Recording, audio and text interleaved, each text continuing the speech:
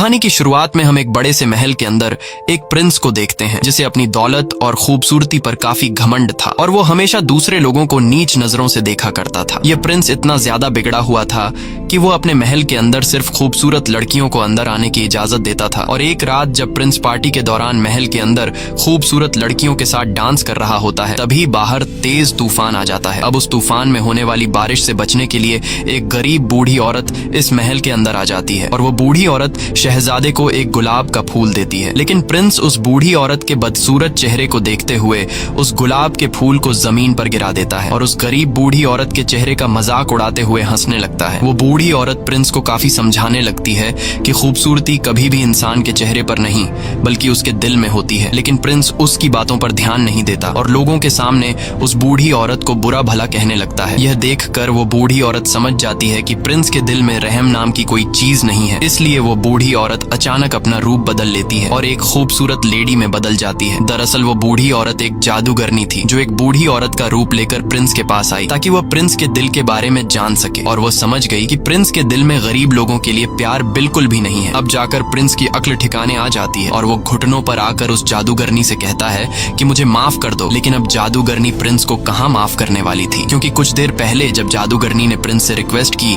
कि प्लीज ये गुलाब का फूल एक्सेप्ट कर लीजिए, तब प्रिंस ने जादूगरनी के चेहरे का मजाक उड़ाते हुए उसके फूल को ठुकरा दिया था। इसीलिए अब वो जादूगरनी गुस्से में आकर अपने जादू से प्रिंस को जानवर यानी बीस्ट बना देती है। साथ ही प्रिंस को जितने भी लोग जानते थे वो जादूगरनी उन लोगों के दिमाग से प्रिंस को भुला देती है। यहाँ पर हमें ये पता चलता है कि उस जादूगरनी ने प्रिंस को जो फूल दी थी वह कोई आम फूल नहीं था बल्कि वह एक जादुई फूल था और उस फूल को एक्सेप्ट न करने पर जादूगरनी ने प्रिंस को श्राप दे दिया जिससे वह एक जानवर में बदल गया।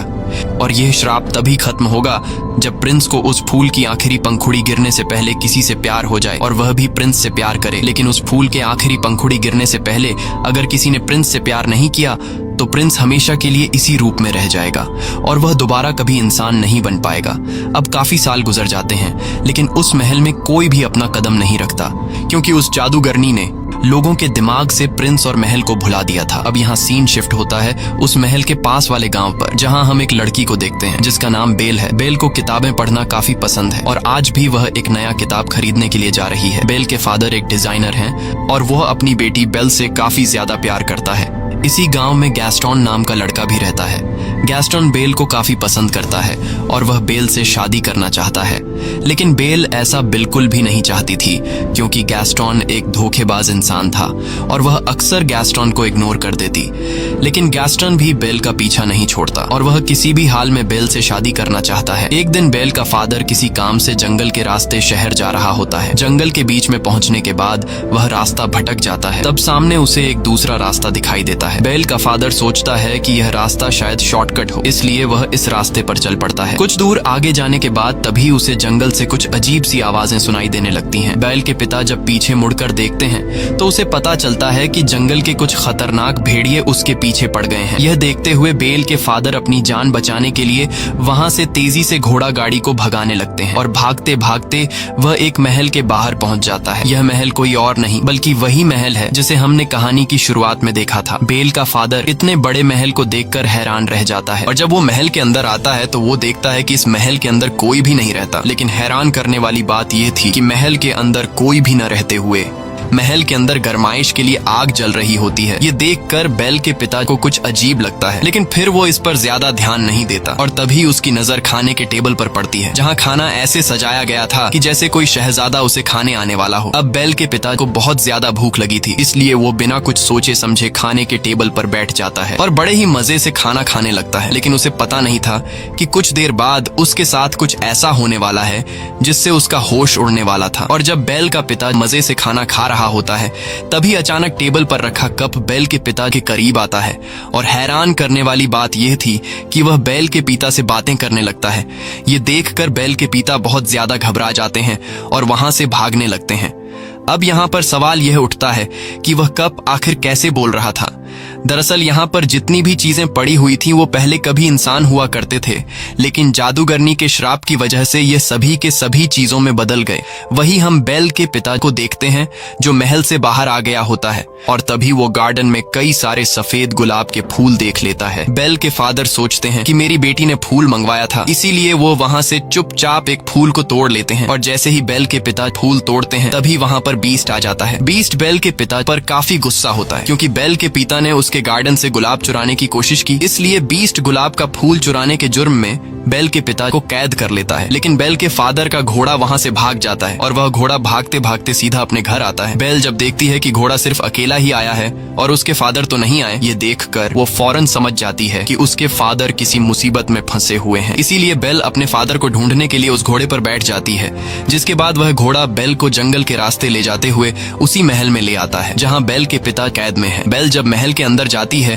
तब वह चारों तरफ अपनी नजर घुमाती है, लेकिन वहाँ पर उसे कोई भी दिखाई नहीं देता। बेल वहाँ पर काफी आवाजें भी लगाती है कि यहाँ पर कोई है, पर उसे कोई भी जवाब नहीं मिलता। बेल भी परेशान हो जाती है कि आखिर इतना बड़ा महल खाली कैसे पड़ा है। अब जैसे ही बेल आगे बढ़ती है तभी उसके कानों में लोगों की आवाजें सुनाई देती हैं, लेकिन हैरान करने वाली बात यह थी कि उसे कोई भी दिखाई नहीं दे रहा था। दरअसल ये वही घड़ी और कैंडल स्टैंड बातें कर रहे थे। अब जब बेल उस घड़ी और कैंडल स्टैंड के करीब आती है तभी ऊपर से बेल को अपने पिता की चिल्लाने की आवाज सुनाई देती है, जिसके बाद वह फौरन ऊपर वाले फ्लोर पर चली जाती है जहाँ उसे अपना फादर एक कोठरी के अंदर बंधा हुआ दिखाई देता है। बेल के फादर उसे जल्दी जल्दी में बताते हैं कि यह सारा महल जिंदा है, इसीलिए जितना जल्दी हो सके तुम यहाँ से भाग जाओ, कहीं ऐसा ना हो कि वह बीस्ट तुम्हें देख ले। बेल पूछती है कि कौन सा बीस्ट, जिस पर बेल के फादर बताते हैं कि वह बीस्ट बहुत ही ज्यादा खतरनाक है। मैंने तुम्हारे लिए यहाँ से सिर्फ एक फूल तोड़ा था, जिसकी सजा के तौर पर उस बीस्ट ने मुझे यहाँ उम्र भर कैद में डाल दिया। बेल के पिता बेल से कहते हैं कि तुम जल्दी से यहाँ से भाग जाओ, नहीं तो वह तुम्हें भी पकड़ लेगा। अब इससे पहले कि बेल वहाँ से निकल पाती तभी वहाँ पर बीस्ट आ जाता है, जिसे देखकर बेल काफी घबरा जाती है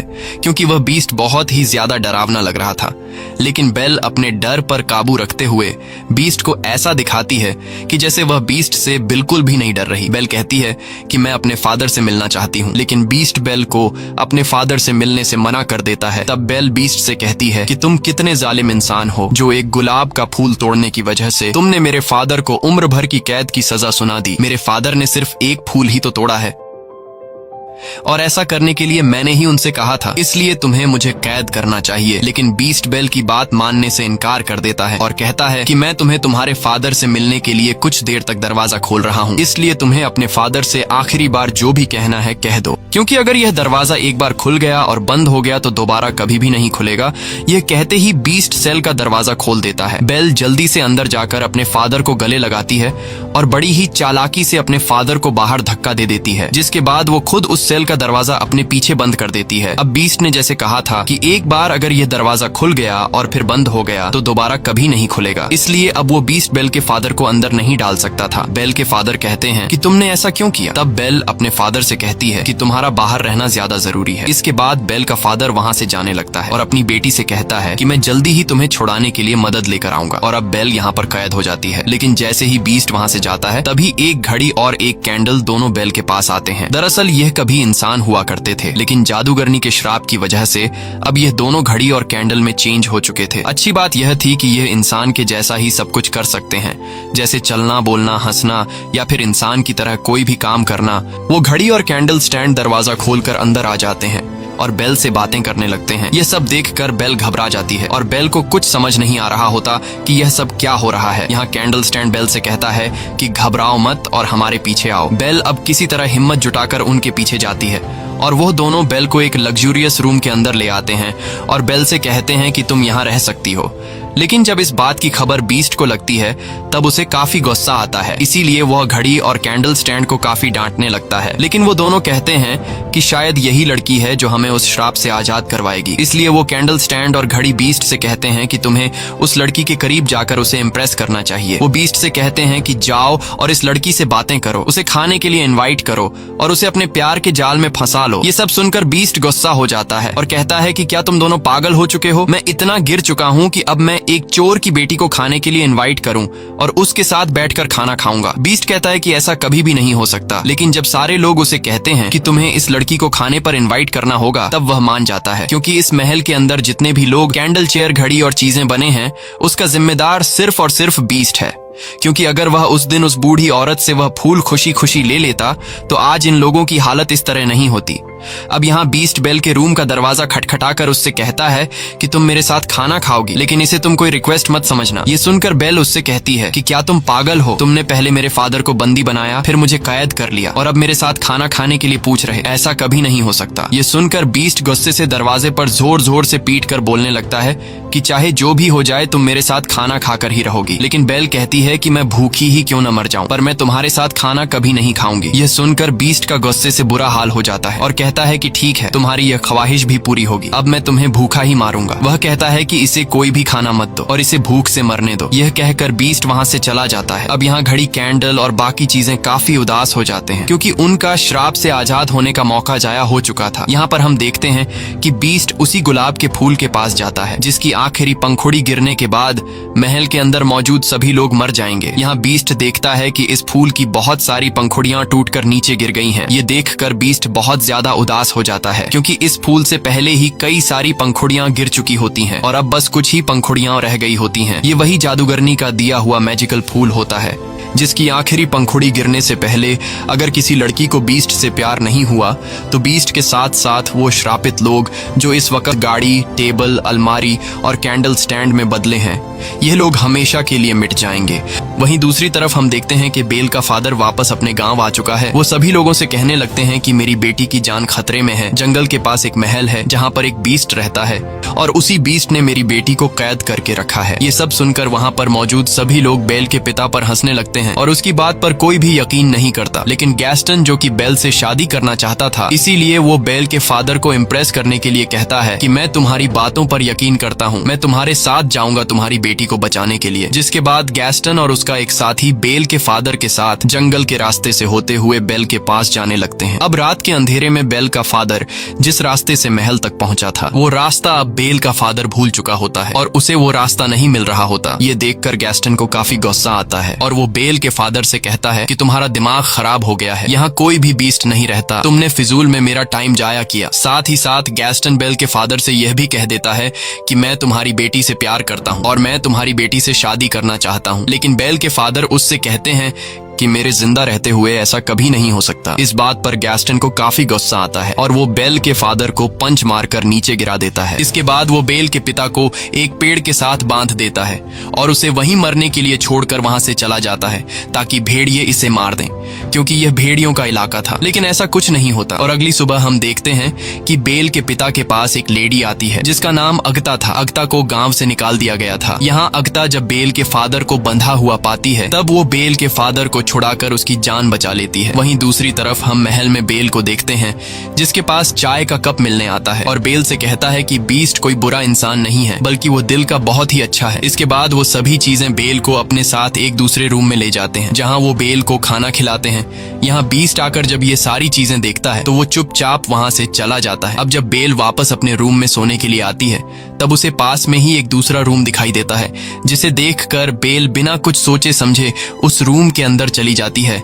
और यह वही रूम होता है जिसके अंदर वो मैजिकल फूल रखा गया था। बेल उस फूल के करीब जाती है और जैसे ही उस फूल को छूने वाली होती है तभी वहां पर बीस्ट आ जाता है और वो बेल को डांटते हुए कहता है कि तुम्हें अंदाजा नहीं है कि तुम क्या करने वाली थी। अगर इस फूल को कुछ हो जाता तो हम सबकी जान चली जाती। बीस्ट गुस्से में आकर उससे कहता है कि चली जाओ यहाँ से और दोबारा मुझे अपनी शक्ल मत दिखाना। बीस्ट के जोर से चिल्लाने की वजह से बेल रोते हुए महल को छोड़कर जाने लगती है। इस दौरान महल की श्रापित चीजें बेल को रोकने की काफी कोशिश करते हैं, लेकिन बेल कहती है कि अब मैं इस महल में एक सेकंड के लिए भी नहीं रुकूंगी और वो घोड़े पर बैठकर जंगल के रास्ते जाने लगती है।